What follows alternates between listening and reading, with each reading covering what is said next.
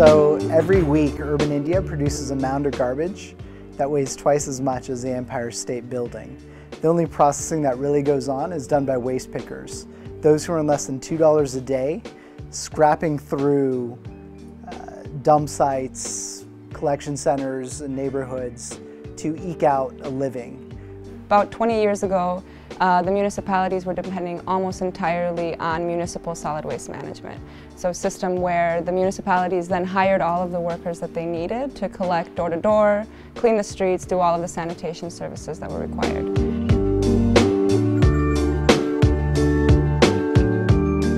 Starting about 20 years ago and now accelerating over the last 2 decades, there's been this system of privatization which has happened, which has brought in these infrastructure companies that have a lot of capital to invest in solid waste management services. And those infrastructure companies have been hired to collect from secondary collection points, put it in a big truck, take it to a dump site for just dumping in an open area. There's no processing happening. Where the waste pickers come in then is they've basically been systematically excluded from this system because there is no door-to-door collection service for which they are employed.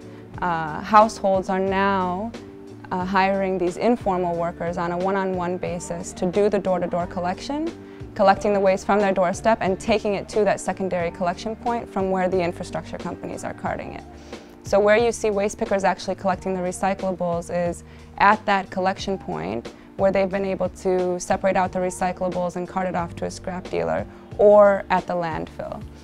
लंडे की छुट्टी आ गई इस वजह से 1 हफ्ता घर हो गया नहीं तो हम अभी भी नहीं। तो आप कितने बजे से कितने बजे तक जाते हो कचरा बीनने यहाँ पे पन्नी बीनने? 6 बजे से 12 बजे तक। Born from an Indian father but raised in the US, Parag has always kept an eye on what he really felt concerned about: public services. In 2009, rich of a previous experience as a consultant and influenced by hundreds of social entrepreneurs he mixed with during a 3 years spent working at the Strap Foundation, he decided to launch Waste Frontier. One thing I noticed was we often ran into a lot of groups that worked with waste pickers or worked in solid waste management. And many organizations had different parts of the model correct, but no one had really put everything together. So one of the first things I did was to work with 2 or 3 of the major groups that I knew around the world, 2 or 3 of the major social enterprises, to understand further how we could build a globally adaptable model of low-cost, decentralized, solid waste management that included waste pickers.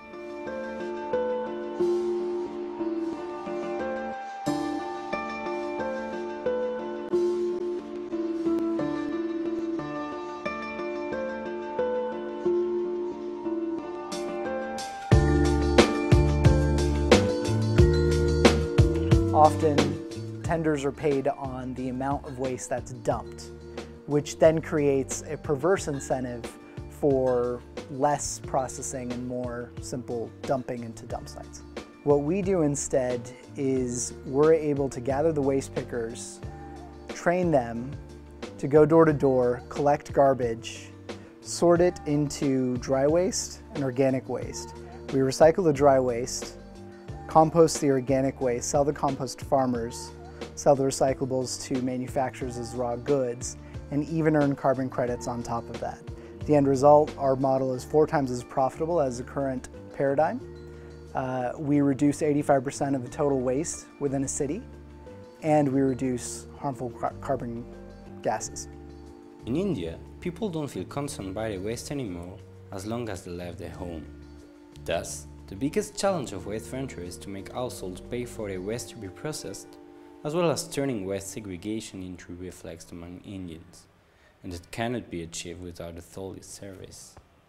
There are 2 salient aspects of our business model. The first is treating the household as a customer, as in we provide professional, timely service to households on the ground, providing them daily solid waste management collection. So garbage collection that they pay about 50 rupees per month for.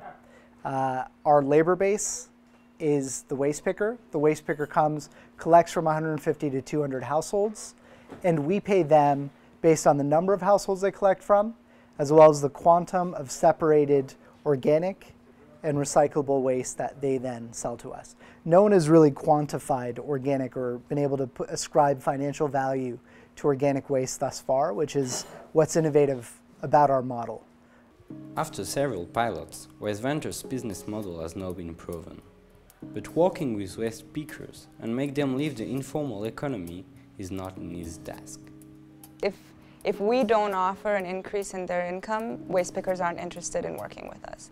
That's the number one concern. We've just conducted actually here in Indore a survey of 160 waste pickers in the area across 8 different waste picker slums. And the number one thing was we need more money. Number 2 thing, we need access to credit, which is essentially we need more money now. The number 3 thing, access to loans. Again, we need access to cash right now. We have day-to-day expenses, we have children getting married, we have leaks in our roof, things that need immediate attention, and then we can start worrying about access to education, access to a functioning toilet, all of those things. We make sure that we triple their income because that's what we've calculated they need in order to put their children in school. At the current rate, over 40% of waste pickers in India are estimated to be children. There's no hard data on that, but if you look at some sample cities like Delhi, Bangalore, Mumbai, that's what tends to be the proportion. And those children are only working not because their parents want them to do that work, but because they need to supplement the family income, and it's a relatively easy, unregulated thing for them to do. So we think if we can triple waste picker income, that then means only the mother and the father would have to be doing the work, or even just the mother would provide enough income to take care of the family so that the children can actually attend school. We specialize on the business side, but we then partner with local NGOs that are doing that type of work to empower them and enable them to provide those services in a better manner. पहले तो ऐसे मतलब हम आते जाते हमको जानकारी देते थे हर बात की जाते आते थे फिर उसके बाद में ललित सर और थोड़े बहुत दिन पढ़ाने आते थे फिर हमारे पास टाइम नहीं रहता था कि हमने नहीं पढ़े पर इतना हो गया कि हम हमारा नाम लिख सकते विगत में हाँ रोशनी ने खुलवाया ना 100 रुपये हाँ 100 रुपये से खुलवाया बचत खाता अभी कितने रुपए आपकी बैंक में अभी बचत तो नहीं डाली पर डायरी खुली थी वो डाला हमने 26,000 रुपये 26,000 और कौन सी बैंक में खाता है आपका बिचौली बैंक में नाम नहीं मालूम बैंक ऑफ इंडिया हाँ मेरे बच्चे जाते एक सरकारी में जाता है 2 प्राइवेट में जाता है हमारे यहाँ भी कोई आता है इधर आईजीएस के अंदर पहले आती थी पलक जब रोशनी नई आई थी जब अब नहीं जाती साल भर से On top of benefiting to waste pickers, Parag and his team pursue a much more ambitious goal. The change we're trying to create is to fundamentally shift the paradigm of solid waste management. And what I think I revel in is we're able to do so where the financial profitability, which therefore sustains it, is guaranteed by environmentally processing the waste. So you don't realize the financial value unless you do that environmental processing, composting, recycling, earning the carbon credits. And because the waste pickers are our labor base, then they also benefit as we grow. We're able to impact more of the waste pickers and we're able to grow their benefits as well. If we thought of ourselves as just benefiting the waste pickers, then we would just forever be a niche player that wouldn't be able to grow very much in the larger context of solid waste management. As in, we would never make a dent in the entire field. So I'm much more comfortable comparing myself to other infrastructure companies or solid waste management companies than I am comparing myself to other social enterprises. We have an objective for about a 15-year period is how we think about it. And during that 15-year period, the first 5 years or so is really honing that model, getting it to profitability, getting it to a point where we can then provide a return to our investors.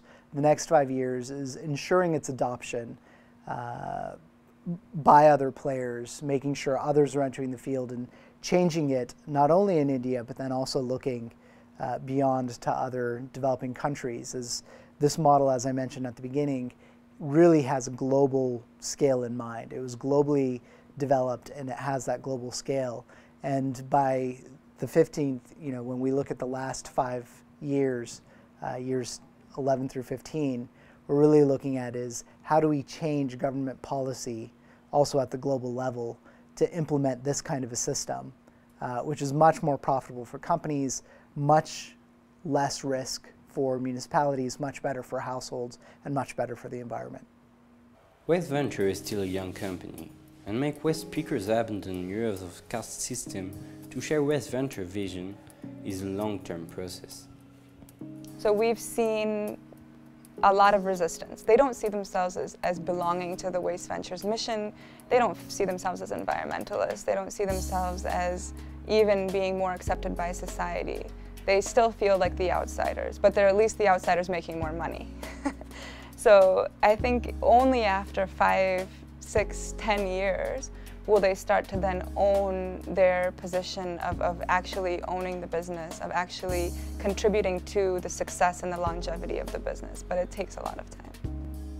But listening to Tiffany, there's no doubt that the Waste Ventures team is resigned to make the change happen.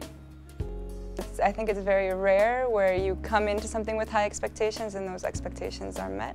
Not to say that I love everything that I do every day. I mean, dealing with funders is one of the headaches that everyone has to do. You feel like you're telling the same story 10 different ways depending on which audience you're talking to. When you're working with municipal commissioners, you feel like you're talking to a brick wall. I mean, there are a lot of frustrations, but it's knowing that at the end of the day, accomplishing the objectives of this organization will not only create a clean environment, but also improve the lives of these desperately poor, incredibly dejected portions of society is, I mean, what else could you want to do?